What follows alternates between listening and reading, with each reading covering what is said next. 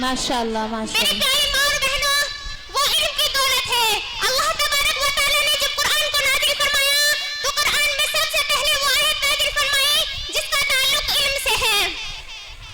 یعنی اقرا بسم ربک الذی خلق، پڑھیے اپنے اس رب کے نام سے جس نے آپ کو پیدا کیا. میری پیاری ماں اور بہنوں اور معزز سامعین اکرام، اخروی علوم کی فضیلت اور اہمیت آیت قرآنیہ اور احادیث نبویہ میں بکثرت وارد ہوئی ہے. اللہ تبارک و تعالیٰ ارشاد فرماتے ہیں قل هل يستوي الذين يعلمون والذين لا يعلمون. اے محمد صلی اللہ علیہ وسلم آپ فرما دیجئے کہ اہل علم اور اہل جہل یکساں نہیں ہو سکتے. جس طرح توحید و شرک یکساں نہیں ہو سکتے، جس طرح ہدایت و ظلمت ایک جگہ جمع نہیں ہو سکتے، جس طرح رفاقت و عداوت برابر نہیں ہو سکتے، جس طرح حق و باطل برابر نہیں ہو سکتے.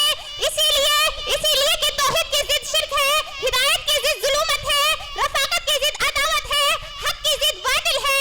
اسی طرح اہل علم اور اہل جہل یکساں نہیں ہو سکتے.